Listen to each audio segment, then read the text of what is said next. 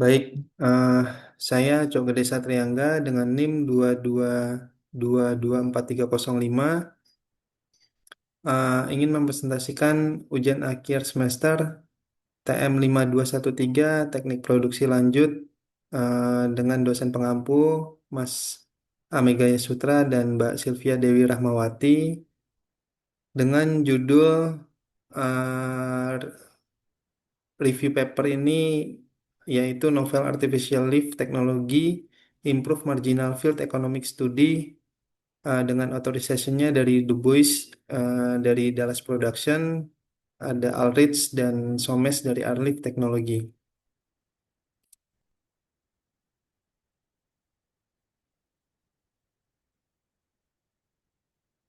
Latar belakang dan permasalahan.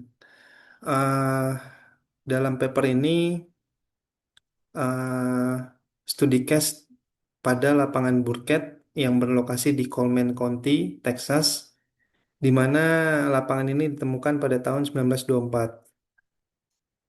Pengembangan yang masif pada lapangan ini ditunjukkan dari memiliki cukup banyak sumur. Terlihat dari gambar sebelah kanan, yaitu gambar Burkett Field ya, berdasarkan view dari 2D dan lokasi geografisnya. Lapangan Burkett sendiri diproduksikan dari batu pasir Cook atau Cook Sands dengan kedalaman itu kurang lebih sekitar 400 feet. Lapangan ini juga merupakan lapangan marginal dengan menghasilkan kurang dari 15 barrel oil per day dan memproduksikan sumur-sumur tersebut menggunakan rod lift uh, dalam artificial lift ya. Kemudian kelayakan ekonomi sumur marginal itu rentan terhadap biaya operasi sewa atau lease operating expense LOA yang berlebihan karena rendahnya hasil per sumur ditambah sistem rod lift atau pompa angguk yang existing. Sistem road lift sendiri itu memiliki waktu rata-rata kegagalan atau mean time between failure MTBF, yaitu rata-rata itu 10 bulan itu sudah mengalami banyak permasalahan di mana meliputi kerusakan pompa rod, lubang pada tubing mengalami korosi dan rangkaian yang putus. Perbaikan road lift sendiri rata-rata itu berkisar $2.500 dan membutuhkan waktu 42 hari untuk balik modal dengan asumsi harga minyak adalah 60 barrel $60 per barrel. Kemudian permasalahan dalam kegagalan sistem road lift juga berdampak terhadap waktu produksi yang berhenti produksi pada dua sumur setiap tahunnya. Eh, Ditunjukkan juga itu untuk penggunaan road lift pada lapangan Burkett di gambar 2 terlihat surface equipment dari road lift itu sendiri.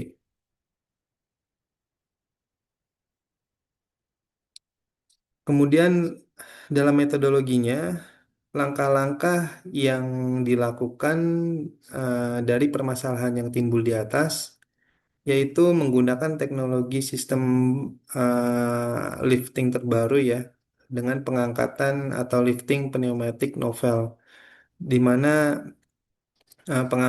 lifting pneumatic novel ini menggantikan seluruh sistem road lift existing di seluruh lapangan Burkett ini sendiri.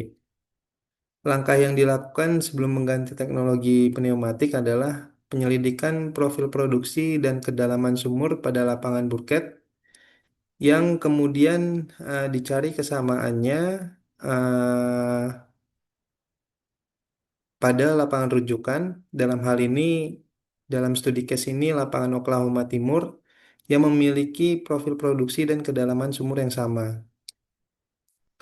Setelah penyelidikan profil produksi dan kedalaman sumur, uji coba dilakukan secara bertahap, yaitu pilot awal 7 sumur, kemudian pilot kedua, di mana penambahan dua instalasi untuk 7 sumur kembali atau 7 sumur lagi, di mana mendapatkan perbandingan antara sistem rod lift existing dan pneumatik untuk mendapatkan suatu waktu kerja, penggunaan daya, dan stabilitas produksi.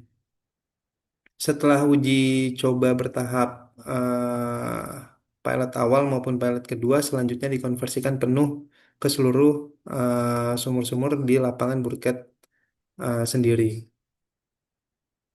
Yang terakhir, langkah yang dilakukan adalah kuantifikasi hasil, mengukur keekonomian seperti pengurangan LOA, peningkatan hari produksi, serta pengurangan biaya listrik.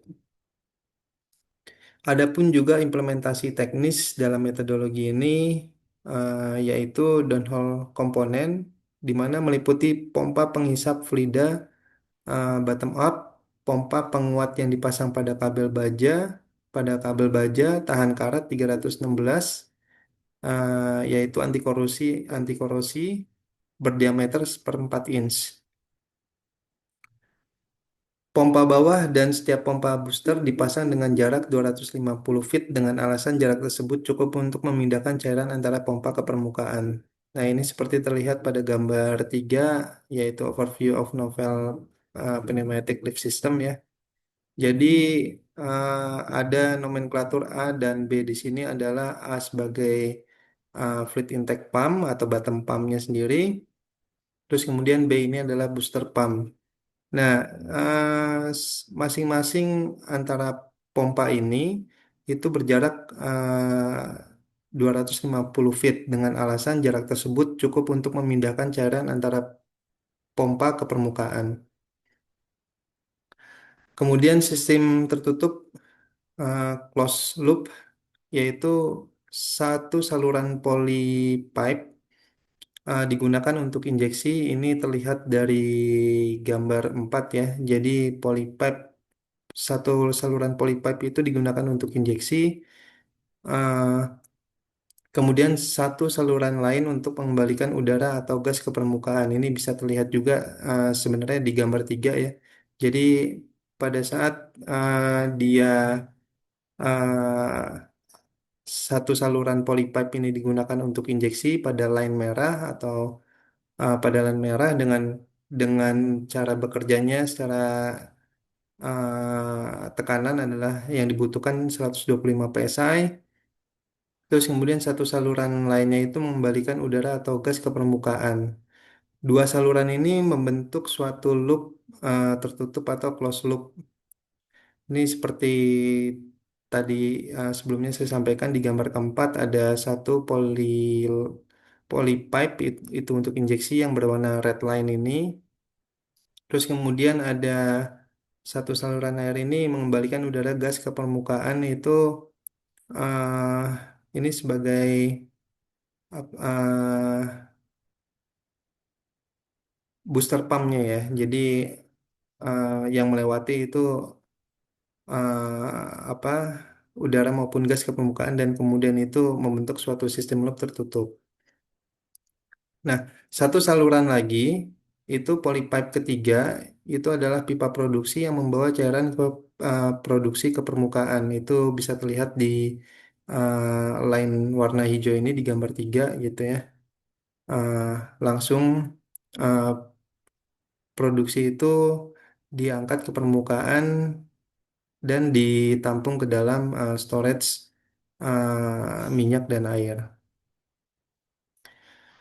Sistem pneumatik ini sendiri itu berada dalam keadaan idle dengan pompa di bawah atau production line from lower pumps ini itu berisi terisi fluida dari reservoir sehingga pelampung yang terdapat pada pompa tersebut naik dan memicu urutan pemompaan gitu. Jadi seperti itu sistem kerjanya dari pneumatik apa lift ya. Di mana salah satu komponen utama juga adalah kompresor. Kompresor ini sebagai motor utama yang dimana merupakan uh, sebagai penghasil udara ataupun gas yang didapatkan dari kompresor ini. Kemudian itu untuk menginjeksikan udara maupun gas itu ke dalam tubing tersebut. Nah, Jumlah udara atau gas yang diperlukan itu untuk 100 barrel fluid per day itu diukur dalam standar kubik feet ya. Ini dihitungnya itu berdasarkan jumlah pompa per sumur dan produksi fluida yang diantisipasinya.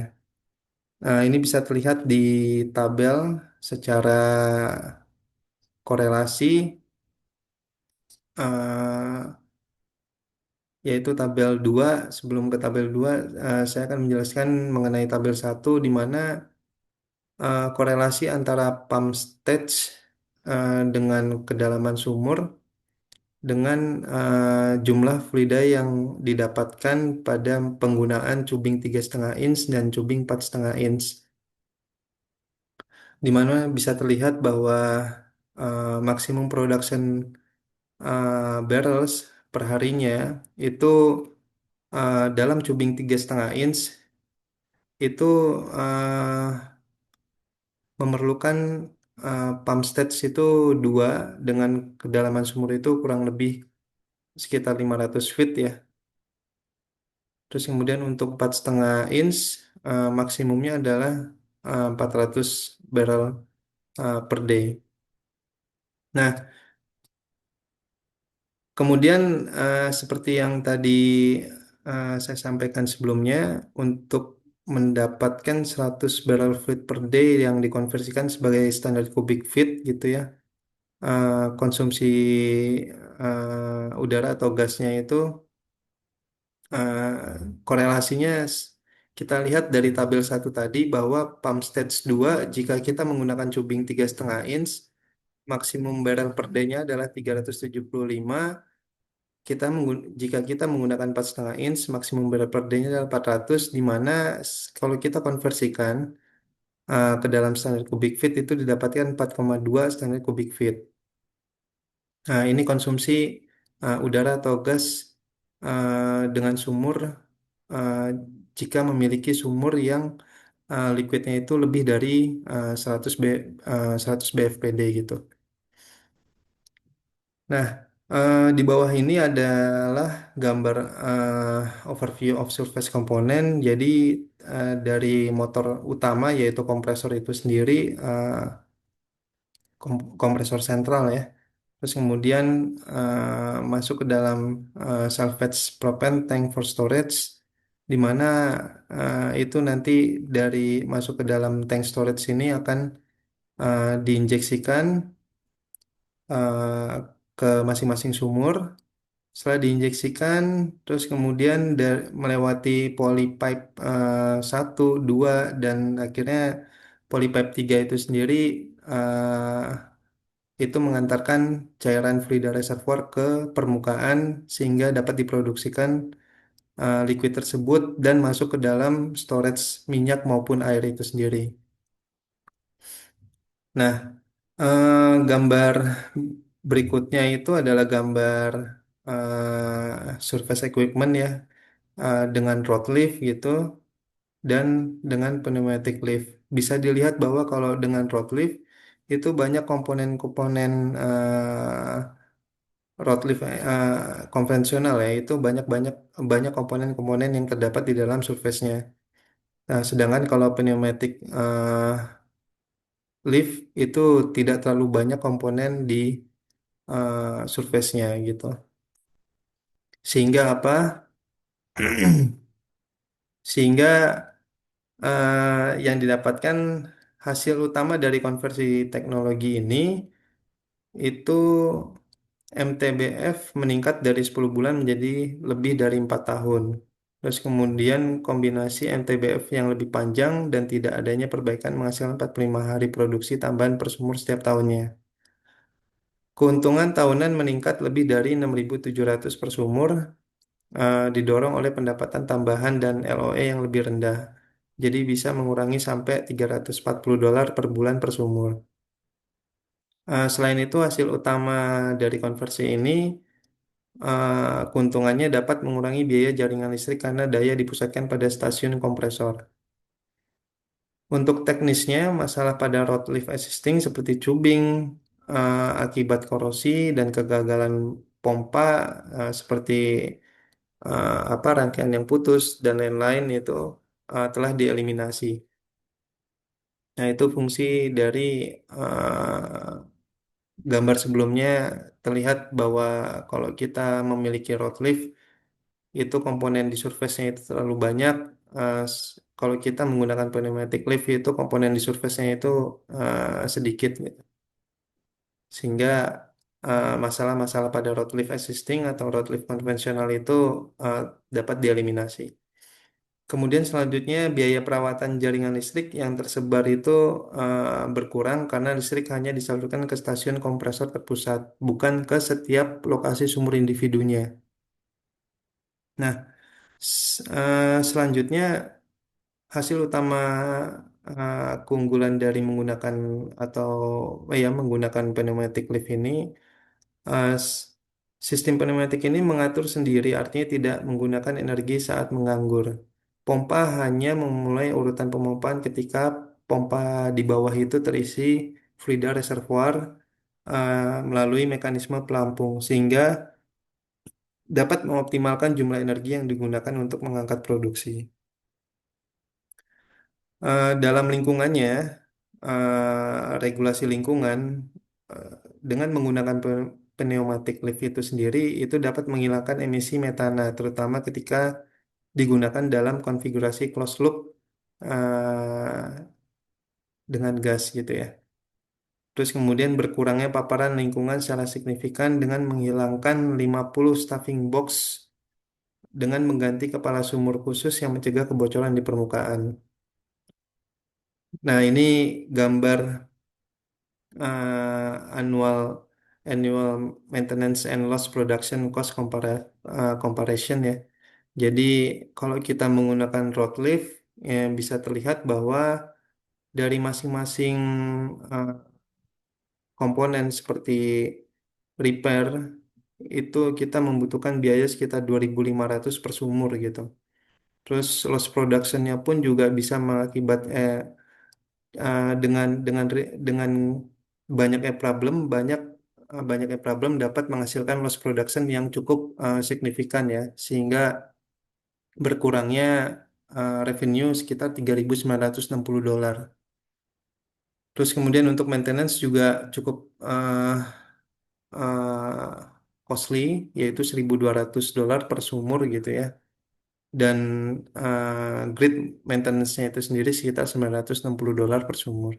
Sehingga total eh, dalam dalam dalam hal ini bisa terlihat bahwa totalnya itu untuk menggunakan road trip itu sendiri kita memerlukan biaya itu sekitar 8.620 jika terjadi beberapa parameter yang telah saya sebutkan di atas eh, terjadi kegagalan gitu atau eh, apa eh, pengurangan pendapatan dari LOE yang rendah gitu. Nah, sedangkan kalau menggunakan pneumatic pump itu bisa terlihat bahwa lebih lebih rendah ya secara LOE-nya ya. Jadi dalam repair itu hanya memerlukan itu 1.675. Terus saat kita repair itu loss production yang berkurang itu pun juga tidak terlalu besar. Hanya dalam revenue-nya itu eh, kita hanya mendapatkan $1.980 losing cost gitu ya. Terus kemudian untuk biaya rutin surface maintenance-nya sendiri itu lebih murah $600 dan biaya grid maintenance-nya itu juga lebih murah $300. Nah, eh, untuk time days between failure komparasinya, jadi rata-rata kegagalan road lift itu sendiri eh, jika dijadikan aset gitu ya, itu road lift atau konvensional artificial lift dengan menggunakan road lift itu sendiri itu hanya bertahan sekitar 10 bulan gitu ya. Sedangkan kalau kita menggunakan pneumatic leaf itu bisa bertahan hingga lebih dari 4 tahun gitu. Jadi artinya apa? Artinya penggunaan pneumatic leaf ini sangat reliable dan sangat direkomendasikan untuk sumur-sumur marginal dengan kedalaman-kedalaman yang dangkal. Nah, kesimpulannya sistem teknologi pneumatik ini terbukti efektif untuk sumur marginal, terutama pada sumur dangkal. Terus yang selain itu dia memperpanjang umur aset, yaitu mengurangi biaya yang terkait dengan artificial lift existing. Kemudian ada fitur closed loop sistem pada gas yang terproduksi. Jadi kompresor tidak hanya berfungsi untuk pengangkatan, tetapi juga untuk menangkap gas yang sebelumnya dibuang. Dengan ini memasukkan ke jalur penjualan sehingga menghasilkan peningkatan pendapatan dan menghilangkan emisi metana di kepala sumur. Nah, ini referensi dari paper novel Pneumatic Leaf. Bisa dilihat ada 5 referensi yang dia gunakan. Eh, dan ya, itu saja penjelasan mengenai paper novel Pneumatic Leaf dari Durbois. Terima kasih.